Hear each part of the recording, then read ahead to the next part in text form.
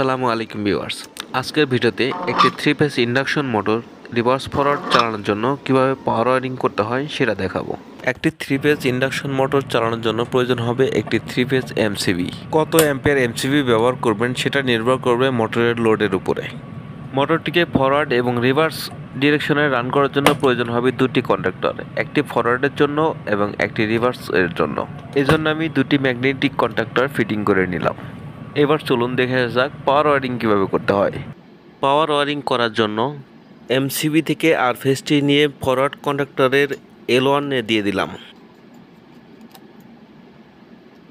আমি আরও একটি তার নিয়েছি, এই তারটি দিয়ে এমসিবি থেকে ওয়াই ফেজটি নিয়ে ফরওয়ার্ড কন্ডাক্টরের L2 টার্মিনালে দিয়ে দিলাম।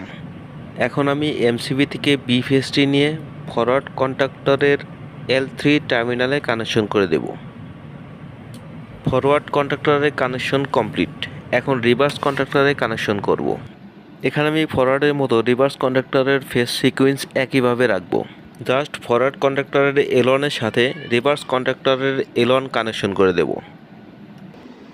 ফরওয়ার্ড কন্ডাক্টরের L2 এর সাথে রিভার্স কন্ডাক্টরের L2 কানেকশন করে দেব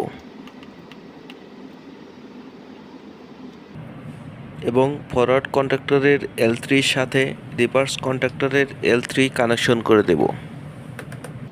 ফাইনালি সবগুলো পয়েন্ট ভালো করে টাইট করে দিতে হবে যেন লুজ কানেকশন না থাকে।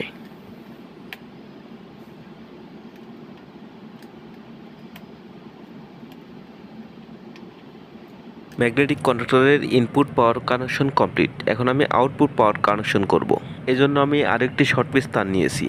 এই তারটি দিয়ে ফরওয়ার্ড কন্ডাক্টরের T1 এর সাথে রিভার্স কন্ডাক্টরের T1 কানেকশন করে দেব। একটি 3 ফেজ মোটরকে রিভার্স এবং ফরওয়ার্ড ডাইরেকশনের চালানোর জন্য যে কোনো দুটি ফেজকে ইন্টারচেঞ্জ করার প্রয়োজন হয়। সেজন্য আমি দুটি ফেজ শুধু ইন্টারচেঞ্জ করে দেব ম্যাগনেটিক কন্ডাক্টরের আউটপুট থেকে।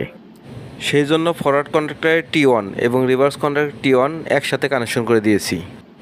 এখন ফরওয়ার্ড কন্ডাক্টরের T3 এর সাথে রিভার্স কন্ডাক্টরের T2 এবং ফরওয়ার্ড কন্ডাক্টরের T2 সাথে রিভার্স কন্ডাক্টরের T3 কানেকশন করে দেব।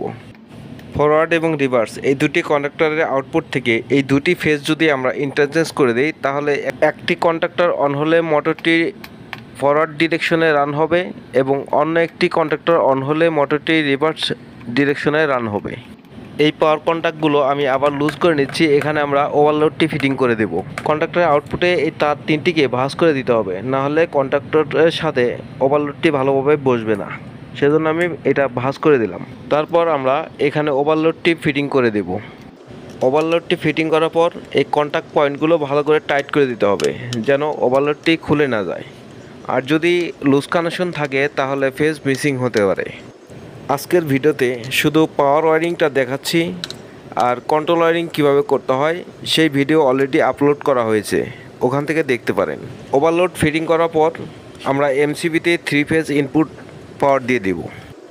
আর একটি কথা বলে রাখি, আপনি যদি আমার এই চ্যানেলের নতুন দর্শক হয়ে থাকেন তাহলে অবশ্যই চ্যানেলটিকে সাবস্ক্রাইব করে দিবেন এবং ভিডিও সম্পর্কে যদি কোনো মতামত থাকে তাহলে অবশ্যই কমেন্টস করে জানাবেন। এমসিবিতে 3 ফেজ ইনপুট সাপ্লাই দিয়ে দিয়েছি। এখন ওভারলোডের আউটপুট থেকে মোটরটি কানেকশন করে দেব। ওভারলোডের আউটপুটে রেড, ইয়েলো, ব্লু এই তিনটি মোটরের তার কানেকশন করে দিলাম। এরপর মোটরটি চালিয়ে দেখাবো। মোটরের কানেকশন দেওয়া শেষ। এখন আমি এমসিবিটা অন করে দিচ্ছি। এখন যদি আমি ফরওয়ার্ড কন্ডাক্টরটি ম্যানুয়ালি চাপ দিয়ে ধরি তাহলে মোটরটি ফরওয়ার্ড ডিরেকশনে চলতে থাকবে। দেখতে পাচ্ছেন মোটরটি কিন্তু ফরওয়ার্ড ডিরেকশনে চলতেছে। এখন যদি রিভার্স কন্ডাক্টরটি ম্যানুয়ালি চাপ দিয়ে ধরি তাহলে মোটরটি রিভার্স ডিরেকশনে চলতে থাকবে। একটি 3 ফেজ মোটরকে ফরওয়ার্ড এবং রিভার্স ডিরেকশনে রান করার জন্য কিভাবে কন্ট্রোল কানেকশন করতে হয় সেই ভিডিও লিংক আমি ডেসক্রিপশনে দিয়ে দিব, ওখান থেকে আপনারা দেখে নিতে পারেন। এবং তো সবাই ভালো থাকবেন, সুস্থ থাকবেন। আল্লাহ হাফেজ।